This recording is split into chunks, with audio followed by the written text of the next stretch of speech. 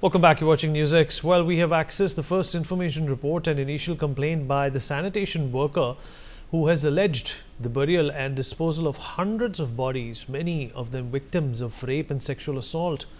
The details in the initial complaint and FIR copy are shocking and tell the tale of girls aged 15 who were buried in their school uniform after being raped and killed, among several other victims.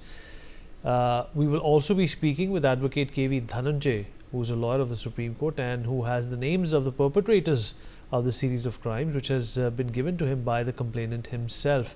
He will be joining us momentarily, but before that we will also engage with our other panelists. Joining us on the show is Taira Hassan, activist, Professor Madhav Nalapat, editorial director of the Sunday Guardian, also with us on the broadcast. Professor Nalapat, a horrific case. It is being said, and so far all of this is conjecture and surmise, sir, that over 500 bodies were buried between 1998, sir, and 2014. These people were abducted, raped, women mostly, and then burned, some of them burnt alive or thrown acid on, and were buried in secret locations. And this went on for almost 2 decades, sir. This is obviously a horrific tale which has come to light. Your first impression, sir, what's going on over here?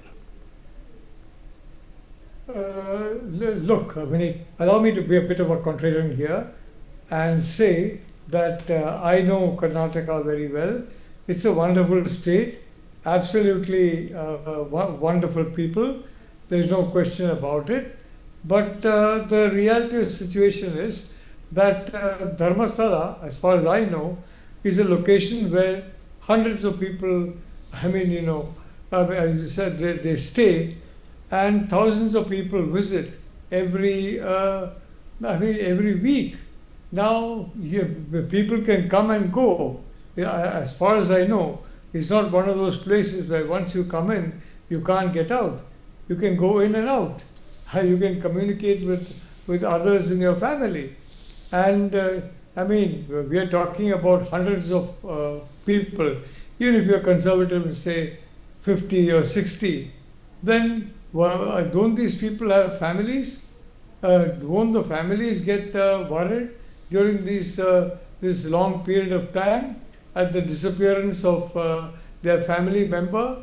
Won't they make inquiries? Won't they talk to the police? So far all we have is the complainant himself who comes up and comes up with the story. Now, look, I'm not going to say whether the story is correct or not. That's for a special investigating team to decide. But what I do know that Dharmasthala is a very very highly respected place and very highly respected. Now, a lot of politicians have been eager to get their hands on it by one way or the other, and over the decades, and whether it's because of that this complaint has been given or not, one cannot say. All I can say, Vineet, is that I will reserve my judgment until the SIT comes out with actual evidence of mass graves, actual evidence of human remains in those mass graves. Otherwise, permit me, Vinny, to be a contrarian and to say this story sounds, a bit too incredible. People, hundreds of people, young girls abducted. Where are their families? What have they been doing? They disappear. What are their families doing? Personally, Vinny, I will reserve my judgment until the SIT report comes out, until there is clear evidence or lack of evidence, whatever is the case, of this situation actually happening or not happening, Vinny. All right, Taira ji, your take on what's happened over here. In fact, a couple of people, parents have also come out. One family came out saying that their girl was abducted or went missing when she too was gone to Dharmasthala, and her body or her remains were never found. This can't be a coincidence. there has to be some fire if the smoke is up in air. Yes, I believe so, Vineet. The mother of missing girls, you know, they are one of the mother I think has come out and spoke about it.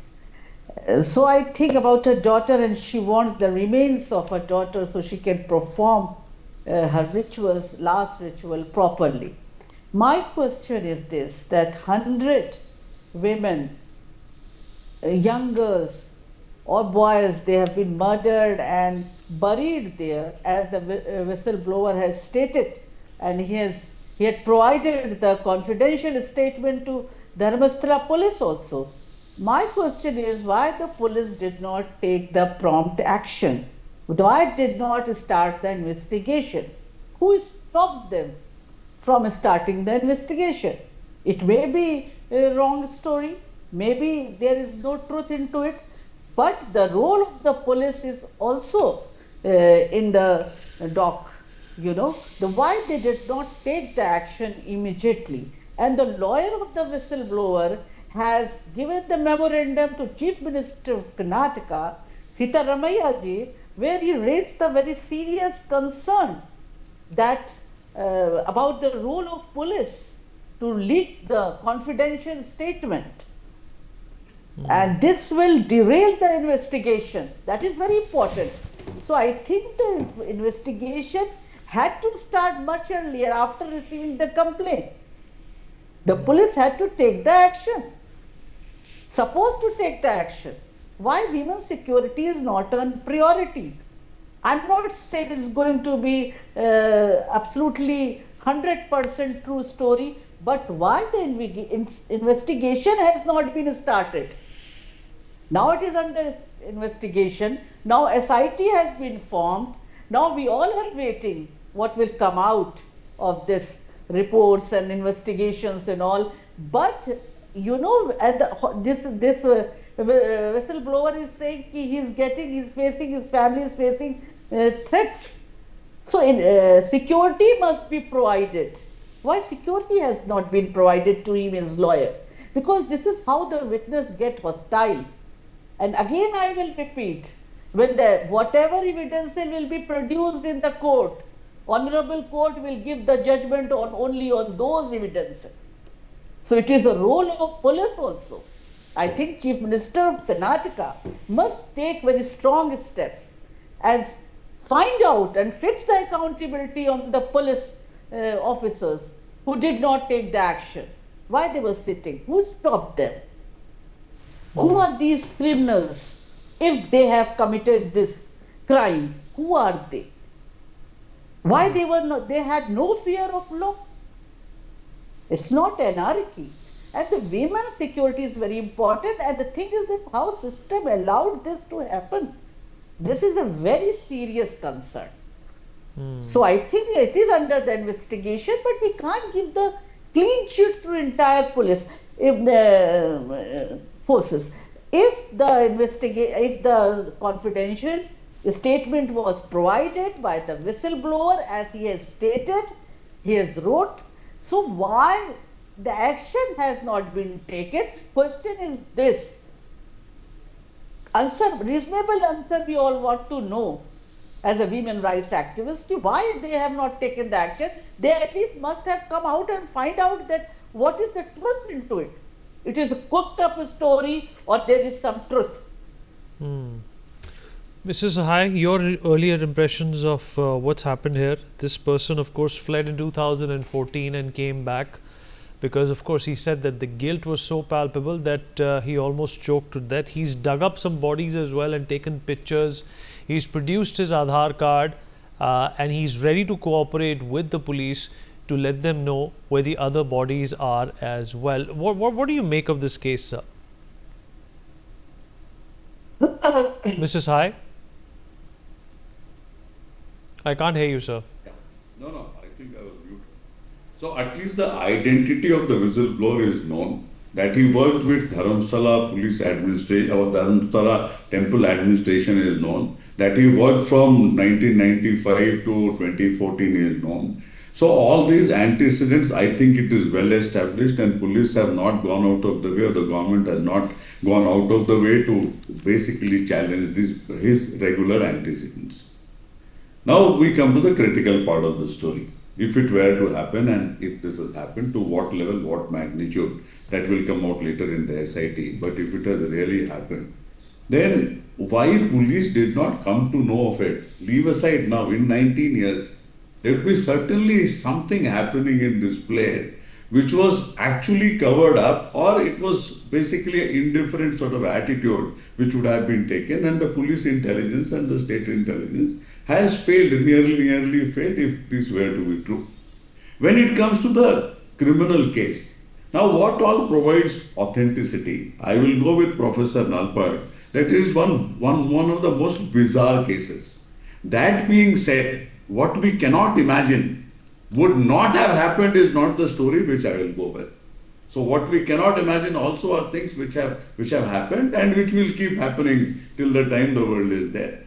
So this person says he has gone there some 10 days before July the 3rd, and he has dug up on his own, and to provide that basic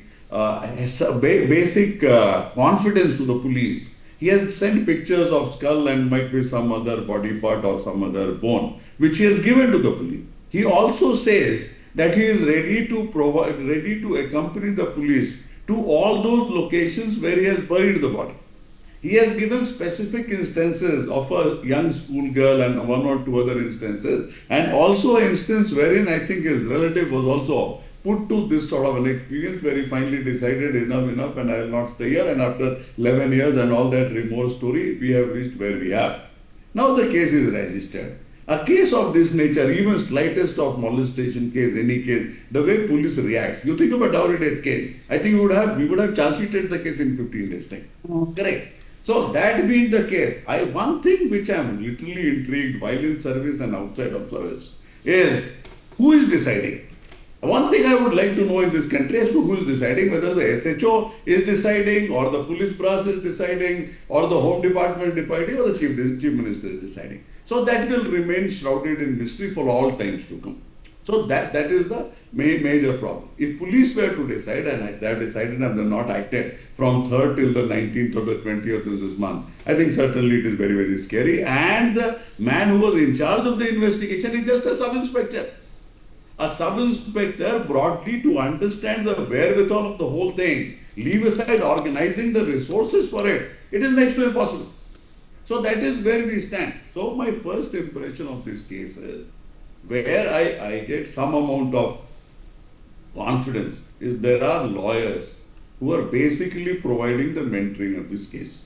And they are not the lawyers of Beltangadi or somewhere. They are the lawyers of very known repute, and they know that if it were not to be true, what will happen. The whole magnitude we don't know. Just because of the whole uproar which is getting built up, the SIT has been constituted. Otherwise, no SIT would have been constituted. Let's accept the fact. Now, the beauty of this SIT is where we can commend the government, whatever transpires later is a different story, that Pranab Mohanty is a person who knows his job.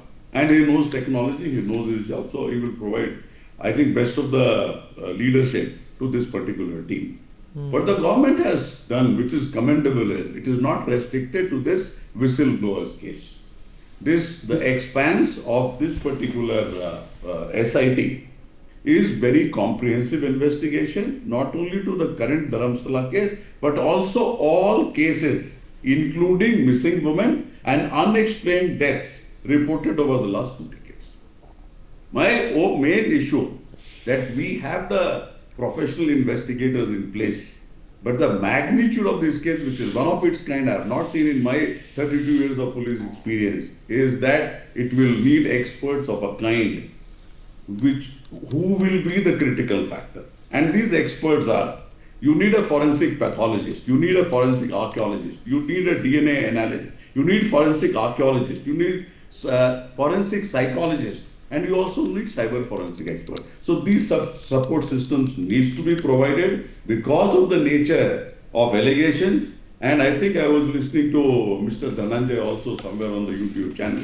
He says even if we accept that 99.99% things are not to be true, we are legally mandated to investigate within a reasonable time and deliver whichever way the investigation finds everything to be happening. But I should tell you one more thing. There are a large number of investigations in this country which basically fall apart because of lack of experts or because of technical and scientific investigation and because of lack of capability to pull in everything together. But in the current state of affairs, I feel, knowing most of the officers who are part of the SIT, that they will put this job and enough of support systems will be provided to them. The earlier the better.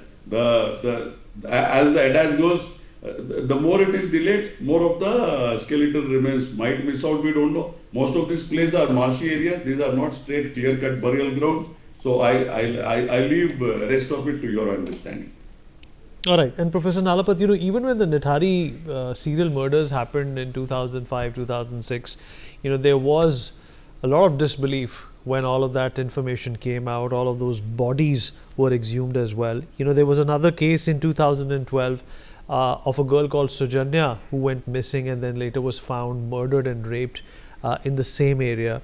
There are too many strings that do tie up to something mysterious in Dharmasthala. Maybe it is prudent to be contrary to what's been reported at this point in time, but there is something fishy going on, sir, and this is obviously a sensitive case. The government of the day in Karnataka has to deal with it, with kid gloves, for the lack of a better word. Look, the Chief Minister is a very experienced politician, and and he has acted correctly in setting up an SIT, and they have some outstanding officers in the SIT. So I am very certain that the SIT will investigate completely and comprehensively, and this whistleblower, if he has access to this information that's about the graves, etc., etc. I mean, I find it also a bit incredible that an organizational group where people inside have no compunction in killing hundreds will nevertheless allow one person to do all this kind of literally dirty work and allow that person to not join the hundreds and hundreds whom he says are buried there. So there are many strings that just do not tie up according to me. But the point is, Vineet, I will suspend judgment. I'm not going to say they are innocent or they are guilty. I will suspend judgment until this very superbly constituted SIT comes out with this report and then shows us whether the whistleblower is right or wrong. Because after all, there have been so many cases of allegations being made that have later on been found to be incorrect. And of course, there have been allegations made that have been found to be correct. So as I said, Vineet, I am not going to give any judgment on this matter. I have frankly, as far as I know, this is not a place where people can just, stay there and not be allowed out. They can move in and out freely. They can communicate with their families. And if hundreds of people have been incommunicado for a long time, and then the family should have reacted. It should have been a very serious situation. So I don't know about stray incidents and all that, but this whole story of a mass situation seems to me, as of now, something that I will suspend judgment on until there is clear evidence one way or the other, as our distinguished police officer, Mr. Sahai, said. Thank you, Vinny. Tahira ji, only a minute left to conclude our conversation. What do you think needs to happen next? And what is your belief? That there could have been murmurs in the past about the string of crimes, but because of powerful influences, they were subdued? Maybe, as he has said, because if the police did not come to know or did not took any step, it means some influential people are involved into it. But yes, I agree that one of your panelists, that CM of the Karnataka, as he has formed the SIT headed by the Director General of the Police, so I think the truth will be out soon, and then we will know that what is the real story. And I believe that these type of people, if they're involved, I mean, this is a heinous crime, so they must be punished. I still believe that it can't be that he can cook this sanitation worker can cook whole the story like that he has buried 100 women and their bodies were without clothes and bore the sign of rape, sexual harassment, and there were wounds also. So, I mean, investigation, proper investigation, yes, forensic report, scientific way, it should be investigated properly, and the capable, it was headed by the capable police officer. So, naturally, we think that something will come out. And that's why I said, I urged to the Chief Minister of Karnataka that the security and safety of the women should be on the priority. So, it should take proper interest into Fair it enough, ma'am. and Fair see enough. it that I mean, whatever the report comes out, it should not be tampered. Well, it is a very Evidences should it not is a be very tampered. disturbing case, and it is a matter that has grabbed national eyeballs. Appreciate everybody who joined us. Thank you so much for being here.